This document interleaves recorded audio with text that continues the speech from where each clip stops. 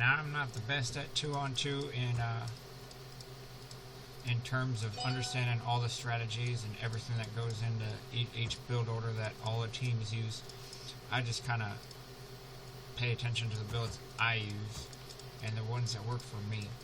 You know, what my opponents are going, like, I only need to know that to the point that I can beat them, right? And so a lot of the strategies that I see opponents using, like, you know, the strategy that blue is going to use this game, kind of the strategy that purple is going to use, and the strategy that actually everybody in this fucking game uses, they're kind of foreign to me, so I'm not going to be able to explain exactly like what's going on inside their heads or why they're doing what they're doing. I'm just trying to get a little bit of insight down.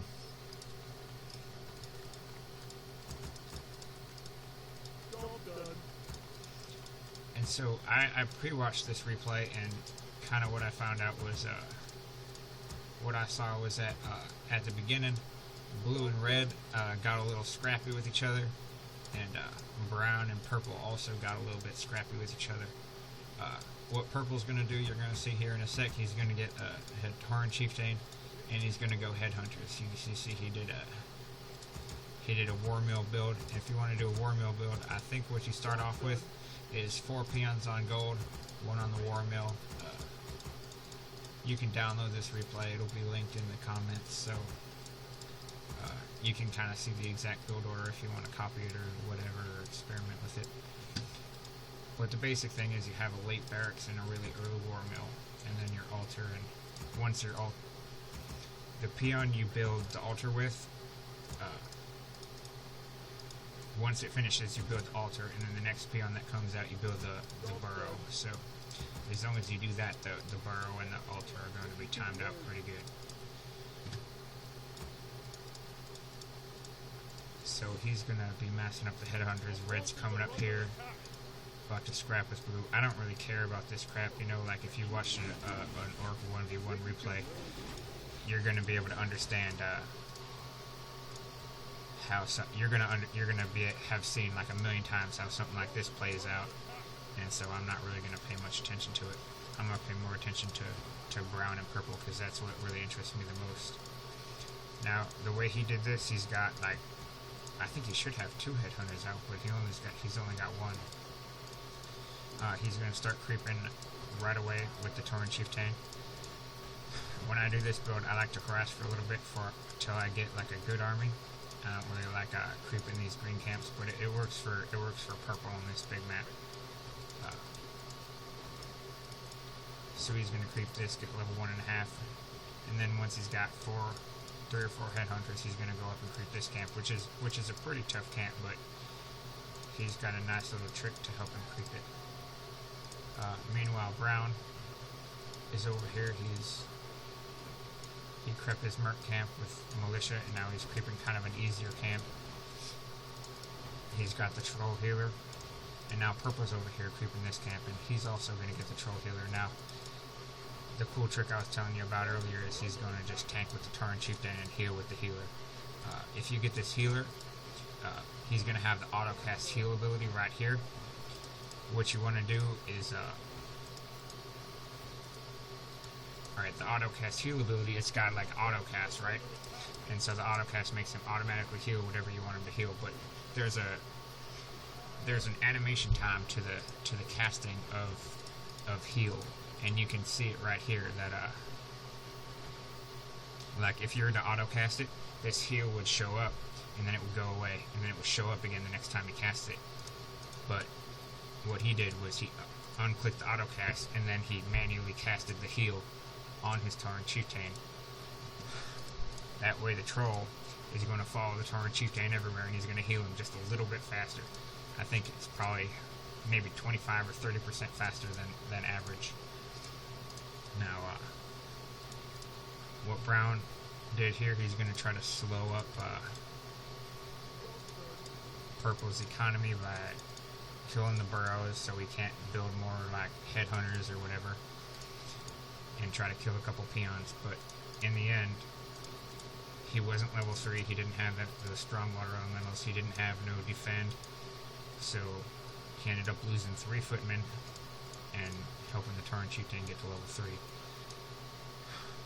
That's going to end up probably playing out in Purple's favor, but, you know, if you're a human and, you know, you want to do that every game, a lot of the times you're going to come out on top, so kudos to him for doing what probably works for him most of the time. Over here you can see, you know, red and blue kind of doing the same thing. Let's see who's ahead. Kind of Tonic has 30 food, and well, that's red, and the Django has 29 food, so they're kind of at the same place. Their Spirit Lodge and stuff.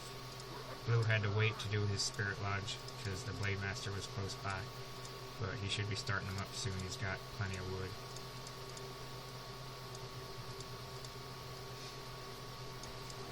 And now here we got Kodos setting up an expansion once he got to tier 2. Now he's gonna, like, once he pays attention or whatnot, he's gonna build some Arcane Sanctum and start up caster production. The thing about this matchup is when there's like 2 orcs, the human, a lot of times they'll either go like either Graffin or they'll go for mass spellcasters. The thing about mass spellcasters is spellcasters can't really do much by themselves. Like if you get just priests and sorceress, they can't do much against orc army. Just slow them down and reduce the damage, make it harder for them to kill stuff.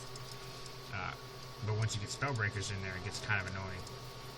And with double orc, the only real answer you got to spellcasters is getting Tauren. So what Purple's doing here is he's going to tech up to tier 3 right away. He's kind of Purple. He's kind of skimping on the headhunters so that he can tech up to those Tauren. And you'll see that in a little bit earlier. He's going to start, like right now he's only got 300 gold, but eventually that's going to go up and he's going to have a real small army compared to how much gold he's got incoming. And that's not always a bad thing. A lot of times with a Tauren Chieftain, like if he didn't have this mana pot, he'd want to spend a lot of money on items. If there's a potion, if there's a shop, then you want to buy like potions of invulnerability on your Chieftain to keep him alive longer. Because as you can see, like with the human, like all these headhunters running around hiding from the footman, and his footman always getting stunned, the best bet for Kodos Forsaken is to just attack this Tauren Chieftain. So having like an invulnerability pot helps you probably pick off, you know, a couple extra footmen or a hero or something before you have to TP out. Because right now, like if he had an invulnerability, like if this map had a shop and he could buy an invulnerability potion, he could probably pick off that Archmage or make him TP before he had to leave. Now we see the orc getting a Spirit Lodge. He's gonna use this game. He's gonna use it for Witch Doctors to get some extra stun and heals and stuff. I don't know how great that is this game against like usually stasis traps are really good with the Tauren Chieftain because, you know, the stuns stack on each other, and while they're trying to deal with the Tauren Chieftain, you know, they forget about the stasis trap. In my experience, people usually don't kill the stasis trap, so you're able to stun them even against the best teams. It's good in free for all too. People usually don't cancel it. So headhunters and spirit trap, that's a pretty good combination. I think that in this game he's kind of delaying his Tauren to get these headhunters out, which is probably a bad thing.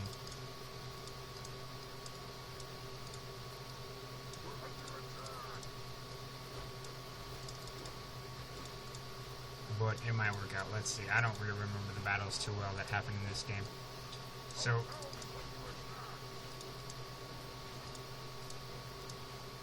right now it looks like blue and red are going to do a battle, and I think purple comes in to help. But right now, let's look at the foods real quick. Red's got 49 food, blue has 47, and I think this is kind of a decisive battle that occurs in the game.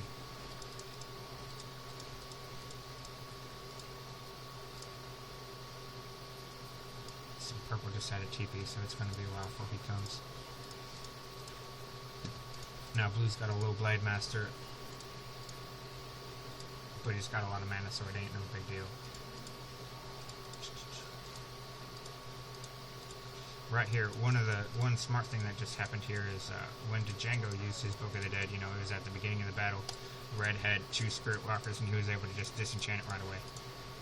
But later on, when Red used it, Purple only had 1 Spirit Walker, and it had no mana. Like, I don't know, it was this Spirit Walker he had right here, and it had not enough mana to use disenchant. So I don't know if Red waited to use his Book of the Dead until his Spirit Walker ran out of mana or what, but that was a good play right there. Blue had to wait for a second Spirit Walker to come out of the Spirit Lodge and disenchant it, so he was able to get some extra use out of the Book of the Dead, even though in that battle that kind of purple TP'd in and picked off like a bunch of grunts. He picked off like 3 grunts or 4 grunts, something crazy, like a lot, you know. Red did a big freaking drop in food before he was able to click the TP button and get out of there. That's one good thing about mixing Tauren Chieftain and Mass Headhunters with the kind of the standard Blade Master Grunts Spirit Walkers combination, because most of the time double orc, like the only DPS they have is the 2 Blade Masters, but with this strategy, you know, you got all these Headhunters able to focus fire stuff down from far away. So versus a lot of other combinations than this one, it's a little bit more effective. You know, it's good against like the orcs, the grunts, and the raiders and whatnot, but it's not that great against spellbreakers. But against other races like a night elf, they can't really rely on huntresses or dryads because of those headhunters dealing so much damage. So maybe not necessarily in this matchup where, you know, purple has to like kind of go up to Tauren to try to counter all these spellbreakers, but other matchups, those headhunters they mix real kindly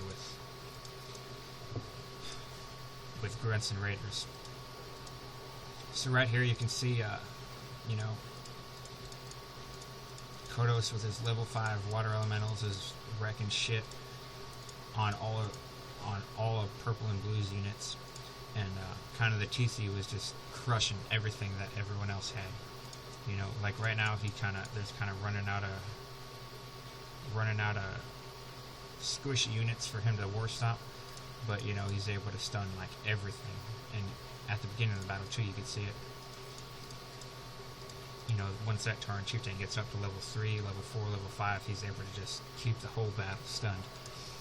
And if purple had had his Witch Doctors out a little bit earlier, he probably could have stacked the stuns a little bit. Makes hero kills super easy. You just wait until, you know, a stasis trap goes off on a hero, and you right click it, and then you focus your Tauren Chieftain and the Blade Master, and then you do like hexes and stuff, and you're able to pick those heroes off really easy.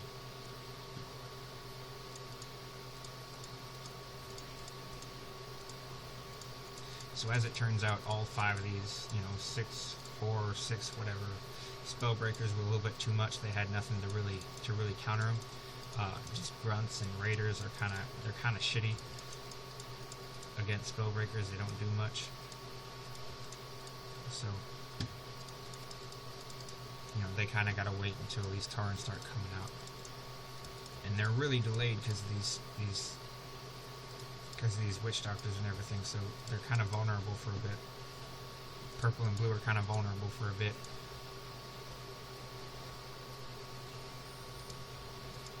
I'm going to just watch this battle.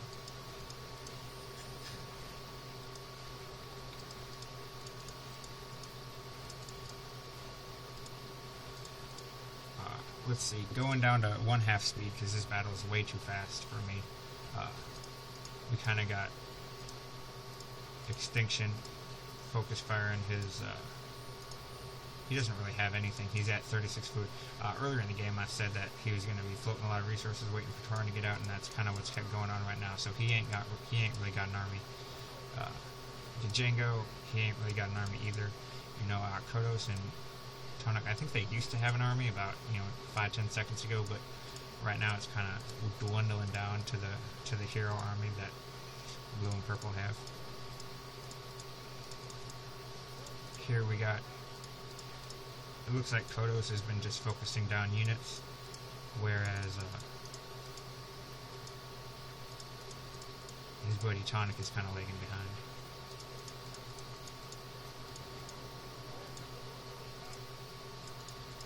And because of that, kind of his Archmage and Mountain King, I want to say that's why they got all ate up, because he was over here like killing a witch doctor or whatever. That's one big thing you got to worry about in 2-on-2 is if if the battle starts moving and you're focus firing a Huntress and you're like, oh, that Huntress is at 25% health, I know I can kill it.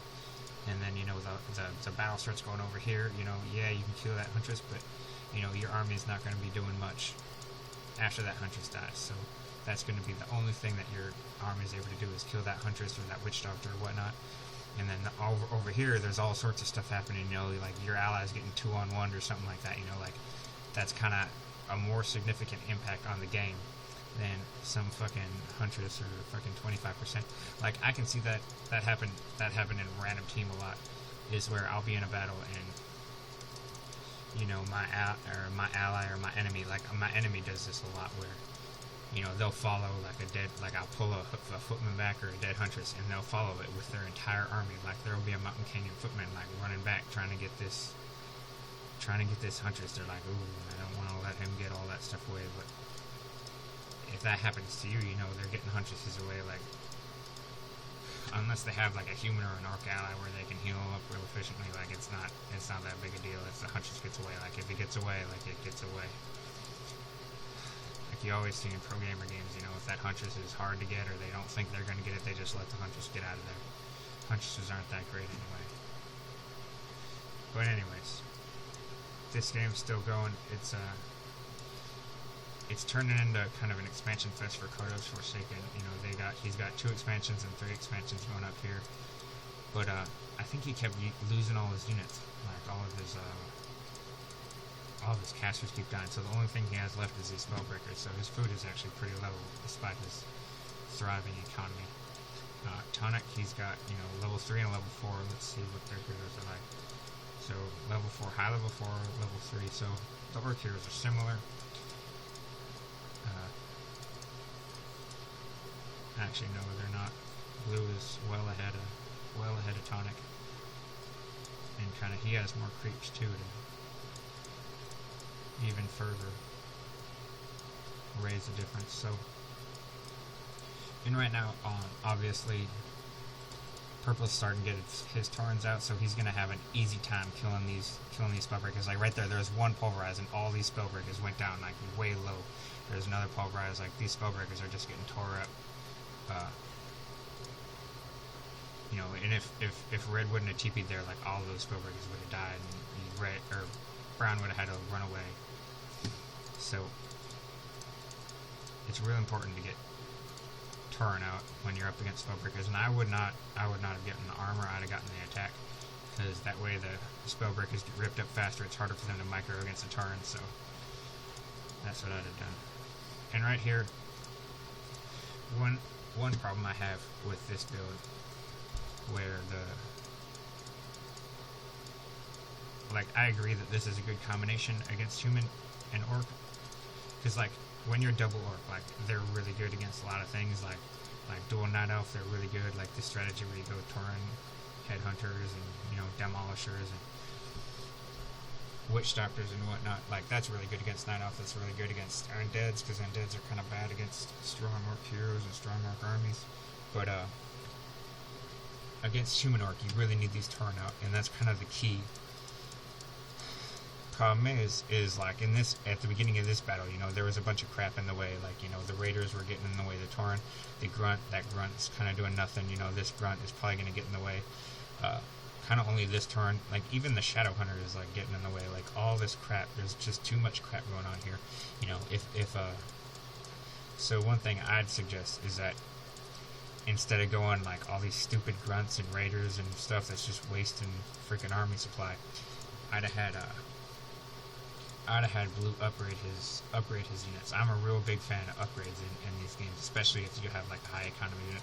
Now like Kodos and them, they have a Kodos and Tonic, they got a high economy, so I'd like to see upgrades on them. It looks like they got a couple of them, but anyways, back to the point.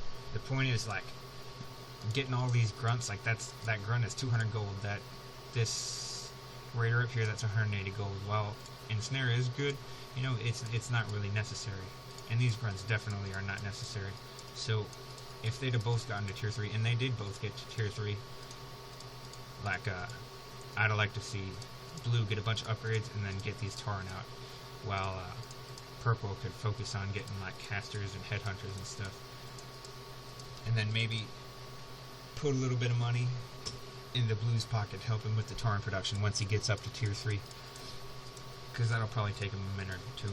Because that way, in the ultimate army composition or whatnot, you know, blue's going to have a bunch of headhunters. They're going to be, you know, focus firing all this crap down. They're going to be doing good damage from afar. They're not going to be getting in the way of blue's Tauren. You know, you could experiment with kind of both of them going Tauren. Like that could be a possibility too. You know, purple gets a couple like a Tauren or two, just to, you know, maybe without pulverize even, just to act as damage dealers, while, you know, blue gets out his strong, meaty like Forza Tauren, because Tauren are really important in this build. But at the same time, like grunts and having no headhunters, that's not something I like. Having all these grunts in the way, not doing nothing. We'll see how the battle plays out, though. You know, brown's got a lot of money, but a squishy army.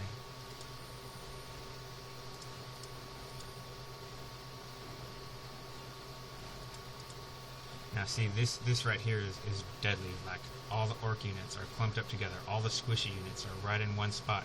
So they're getting stunned and stunned and stunned the entire game. And that kind of tells me that purple and blue are going to win this fight. And see, all these spellbreakers, they're dead, you know. This Tauren just tore them all up. I feel like if they'd have done what I said with blue getting the Tauren, or both of them getting the Tauren, I would say that. Now, now thinking about it a little bit more, I think that both of them should have get Tauren, but, you know, if they'd have had those Tauren out earlier, that'd have been happening in the earlier battles, you know. Blue wouldn't have been, he wouldn't be floating all this gold. Purple wouldn't be floating all this gold. Well, all the gold he was floating earlier, but yeah, and then they'd have kind of a more superior army. Like if like that was a good place for them to fight because it's really big and open. But if they'd have fought in, you know, somewhere else, you know, like right around here, maybe right around here, or like I don't know. Most of the places in this place are big, but like if they'd have fought maybe here, you know, the Tauren might have not have been quite as effective, or if there was any other map really, because this is a super big map. Most maps aren't going to give you enough surface area for that, you know, all these Tauren to be able to run around like grunts and raiders and stuff.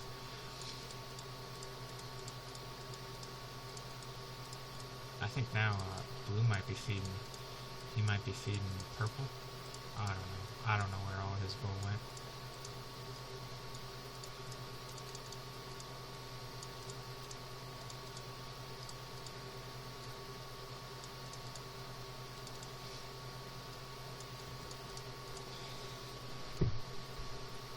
Because right now, the only really good thing that blue can build is like the Kodos+, 2 Spirit Walkers, and like Raiders, and he's kind of got too many Raiders as it is. So if he had like Tauren production that he could focus on, he'd be able to get a way better army, and they'd have and you know, purple would be able to like switch into headhunters a lot easier because he wouldn't be having to worry about these,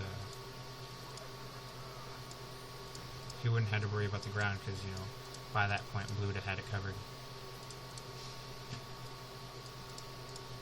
So earlier on I said like the main thing that you're going to be fighting is either spellbreakers or griffins, and so this game's kind of cool. It showed us both of them.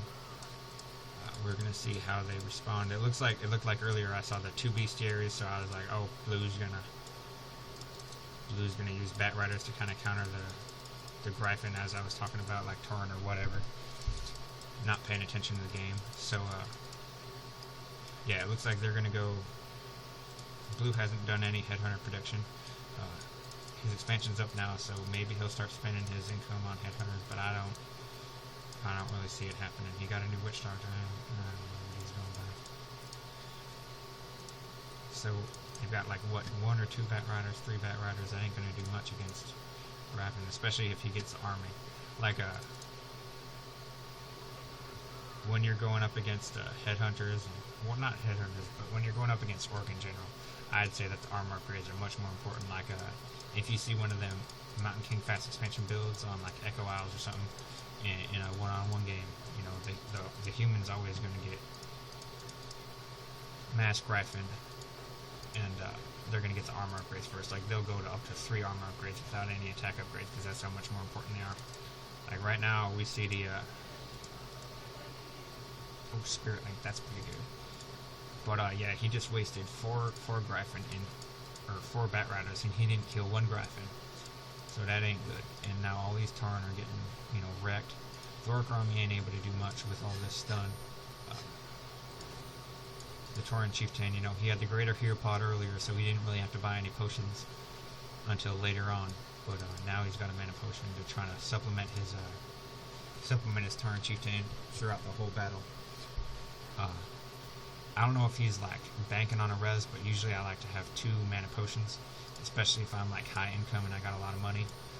Like, what is that? Like 2 headhunters or a Tauren? Like, I'd rather have 2 extra stomps than 1 extra Tauren.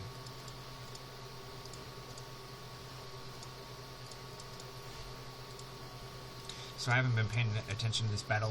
Like a lot of Gryphon have died during this battle, but I hadn't paid attention to what was attacking them actually. So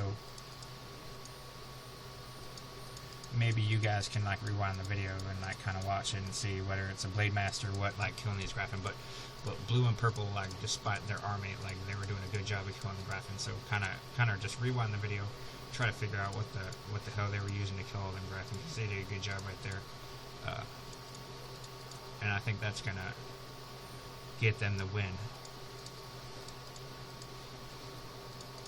So again, if they'd had like a couple extra headhunters, you know, that'd help them take out the Gryphon, especially, you know, if Brown had focused on the Gryphon a little bit more instead of the headhunters, you know, he'd probably had, instead of the spellbreakers, he'd probably had a lot more army upgrades and stuff. And as Kodos says, you know, horrible position, that probably aided in their Gryphon was getting just ravaged that battle too.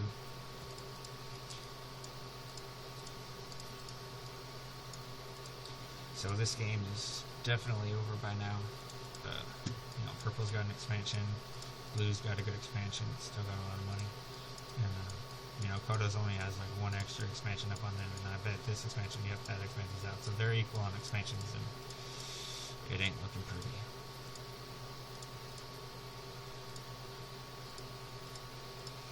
At this point, they're attacking this expansion, you know, like with what they know, you know, that might be a good idea. Like, they probably don't know that, yeah, they don't know about this base, so yeah, they're attacking this one. But in general, if you win a big battle like that, you gotta you want to kind of stay safe. Like, let's say that battle happened on open territory and it was a little bit closer.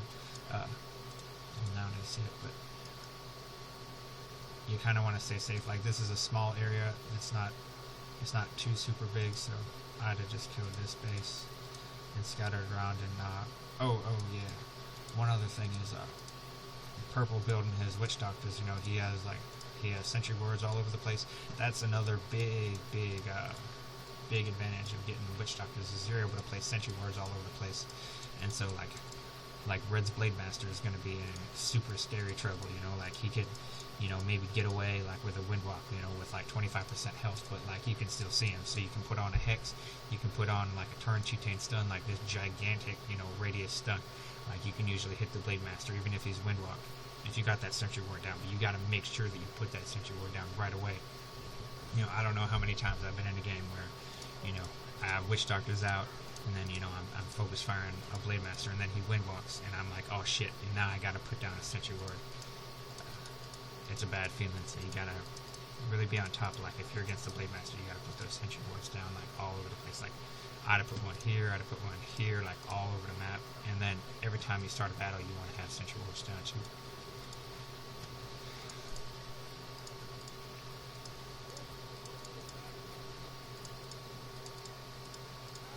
So I think right there, Red was trying to get mass TP or something, so he could start trying to mass TP around the map and doing something stupid. But it didn't work out. He's not even level 6.